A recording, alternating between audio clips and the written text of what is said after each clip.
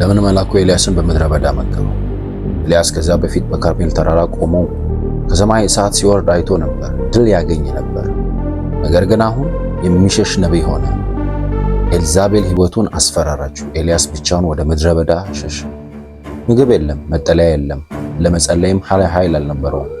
ከአንድ ዛፍ በታች ወድቆ እንኳን ሕይወቱን ለመተው ዝግጁ ሆኖ ነበር።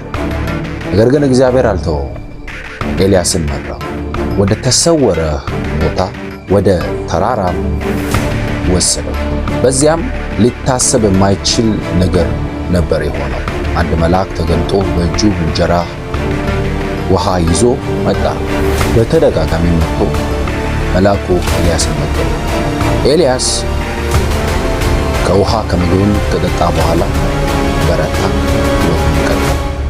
መሞት የፈለገው ነቢይ ግን አሁን በሕይወት ኖረ። ምክንያቱም እግዚአብሔር ወደ ምድረ በዳ ሲመራው ባዶን አልተወውም ነበር። በተሰወረ ቦታዎች አግኝቶት እግዚአብሔር ረድቶታልና። ሁል ጊዜ በምትፈልገው መንገድ ሳይሆን እግዚአብሔር በሚያስፈልገና እርሱ በሚፈልገው መንገድ ይመራሃል። እግዚአብሔር ብቻውን አልፋና ኦሜጋ ነው። ጌታ ኢየሱስን ታመኑ። ላይክ በማድረግ መልእክቱ ለሌላው እንዲደርስ ማድረግ ትችላላችሁ። ፎሎ በማድረግ ዘውትር የሚለቀቀውን ደግሞ ወደ እናንተ እንዲመጣ ታደርጋላችሁ። ተባረኩ።